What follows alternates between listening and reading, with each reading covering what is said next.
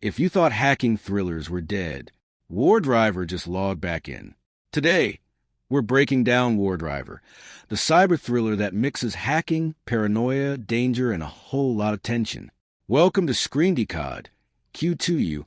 Wardriver is one of those movies that sneaks up on you. At first glance, it looks like your typical low-key cybercrime thriller. Dark streets, laptops, shady deals, and a lonely genius with too much skill and too little peace.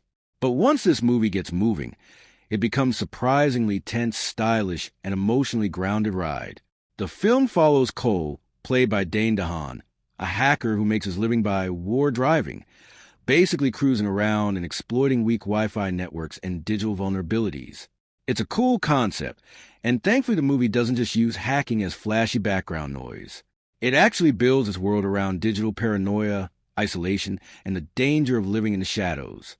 The setup and cast details line up across the main release pages and reviews. And honestly, Dane DeHaan carries this movie hard. He gives Cole that perfect mix of intelligence, exhaustion, and quiet desperation.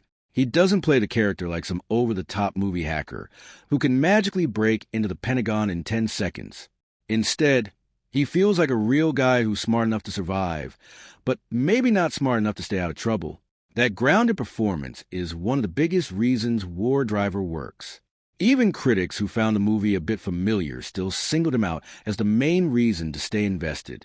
Then there's Sarah, played by Sasha Calle, who brings mystery and tension into the story the second she appears. Her chemistry with Cole gives the film emotional weight, and she doesn't just feel like a plot device dropped in for drama. There's a noir energy to her role, not in a cheesy way, but in a sleek, dangerous, unpredictable way. She keeps you guessing, and that's exactly what a thriller like this needs. What I really liked about Wardriver is its mood. This movie is drenched in late-night tension. It feels cold, lonely, and paranoid, like every Wi-Fi signal hides a trap, and every text message could ruin your life. Director Rebecca Thomas leans into that neo-noir vibe really well. The pacing is definitely more of a slow burn than an action explosion.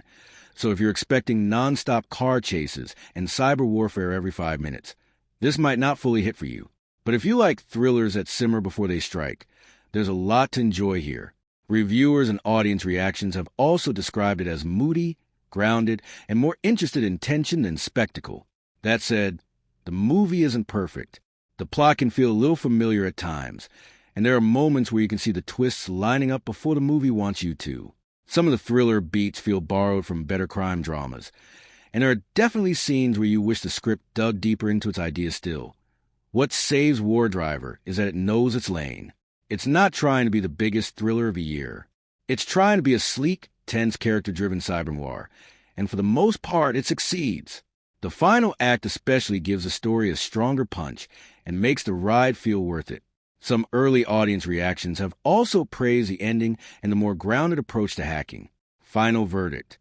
Wardriver may not reinvent the hacker thriller, but it definitely gives the genre a pulse again.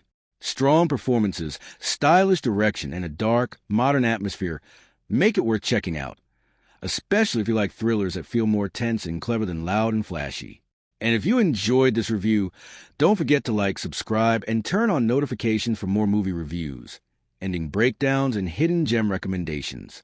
I'll catch you in the next one.